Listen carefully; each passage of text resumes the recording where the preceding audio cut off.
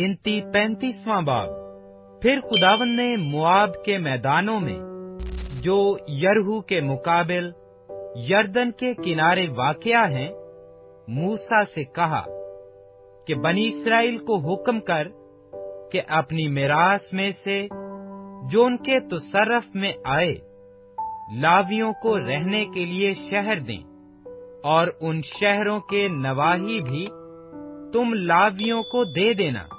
ये शहर उनके रहने के लिए हों, उनकी नवाही उनके चौपायों और माल और सब जानवरों के लिए हों, और शहरों की नवाही जो तुम लावियों को दो, वो हर शहर की दीवार से शुरू करके बाहर चारों तरफ 1000 हाथ के फेर में हों।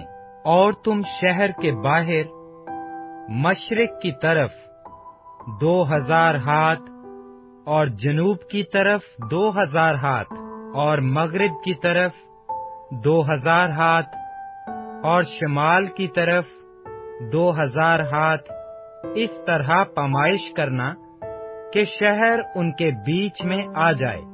उनके शहरों की इतनी ही नवाही हों, और लावियों के उन शहरों में से जो तुम उनको दो, 6 पनाह के शहर ठहरा देना, जिनमें खूनी भाग जाएं।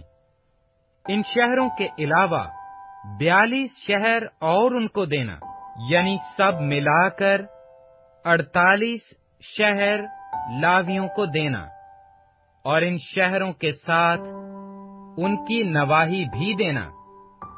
और वो शहर बनी इस्राएल की मैरास में से यूं दिए जाएं, जिनके कब्जा में बहुत से शहर हों, उनसे बहुत, और जिनके पास थोड़े हों, उनसे थोड़े शहर लेना।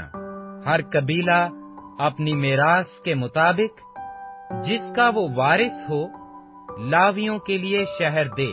और खुदावंद ने मूसा से कहा कि बनी इस्राएल से कह दे कि जब तुम यरदन को अबूर करके मुल्के कैनान में पहुंच जाओ, तो तुम कई ऐसे शहर मुकर्रर करना जो तुम्हारे लिए पनाह के शहर हों, ताकि वो खूनी जिससे सहवन खून हो जाए वहां भाग जा सके। इन शहरों में तुमको इंतकाम लेने वाले से पनाह मिलेगी, ताकि खूनी जब तक वो फैसला के लिए जमायत के आगे हाजिर ना हो, तब तक मारा ना जाए। और पनाह के जो शहर तुम दोगे वो 6 हों। 3 शहर तो यरदन के पार, और 3 मुल्के कैनान में देना। ये पनाह के शहर होंगे। इन 6 शहरों में बनी इस्राएल को और उन मुसाफिरों और परदेसियों को जो तुम में बूदोबाश करते हैं पनाह मिलेगी, ताकि जिस किसी से सहवन खून हो जाए वो वहां भाग जा सके। और अगर कोई किसी को लोहे के हथियार से ऐसा मारे कि वो मर जाए, तो वो खूनी ठहरेगा, और वो खूनी जरूर मारा जाए। या अगर कोई ऐसा पत्थर हाथ में लेकर जिससे आदमी मर सकता हो किसी को मारे और वो मर जाए, तो वो खूनी ठहरेगा, और वो खूनी जरूर मारा जाए। या अगर कोई चोबी आला हाथ में लेकर ठहरेगा, और वो खूनी जरूर मारा जाए। खून का इंतकाम लेने वाला खूनी को आप ही कत्ल करे। जब वो उसे मिले तब ही उसे मार डाले।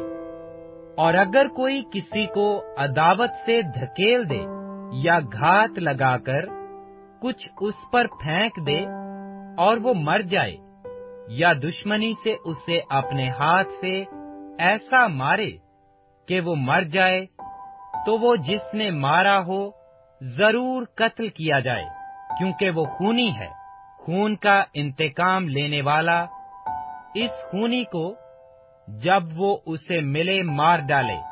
पर अगर कोई किसी को बगैर अदावत के नागहान धकेल दे या बगैर घात लगाए उस पर कोई चीज डाल दे, या उसे बगैर देखे कोई ऐसा पत्थर उस पर फेंके जिससे वो मर सकता हो और वो मर जाए, पर ये ना तो उसका दुश्मन और ना उसके नुकसान का ख़्वाहां था, तो जमायत ऐसे कातिल और खून के इंतकाम लेने वाले के दरमियान इन्हीं अहकाम के मुआफिक फैसला करे, और जमायत उस कातिल को खून के इंतकाम लेने वाले के हाथ से छुड़ाए, और जमायत ही उसे पनाह के उस शहर में जहां वो भाग गया था वापस पहुंचवा दे।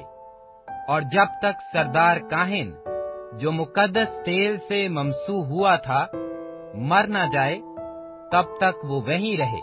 लेकिन अगर वो खूनी अपने पनाह के शहर की सरहद से जहां वो भाग कर गया हो किसी वक्त बाहर निकले और खून के इंतकाम लेने वाले को वो पनाह के शहर की सरहद के बाहर मिल जाए, और इंतकाम लेने वाला कातिल को कत्ल कर डाले, तो वो खून करने का मुजरिम ना होगा, क्योंकि खूनी को लाजिम था कि सरदार काहिन की वफात तक उसी पनाह के शहर में रहता। पर सरदार काहिन के मरने के बाद खूनी अपनी मरूसी जगह को लौट जाए। सो तुम्हारी सब सकूनत गाहों में नस्ल दर नस्ल ये बातें फैसला के लिए कानून ठहरेंगी।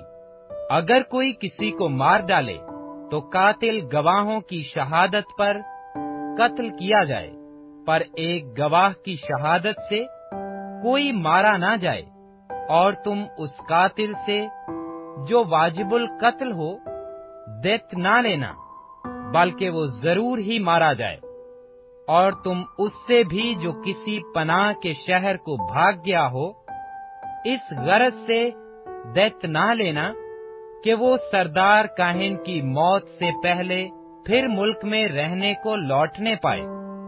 सो तुम उस मुल्क को जहां तुम रहोगे नापाक ना करना, क्योंकि खून मुल्क को नापाक कर देता है, और उस मुल्क के लिए जिसमें खून बहाया जाए सिवा कातिल के खून के और किसी चीज का कफारा नहीं लिया जा सकता। और तुम अपनी बूदोबाश के मुल्क को जिसके अंदर मैं रहूंगा गंदा भी न करना, क्योंकि मैं जो खुदावंद हूँ सो बनी इस्राएल के दरमियान रहता हूँ।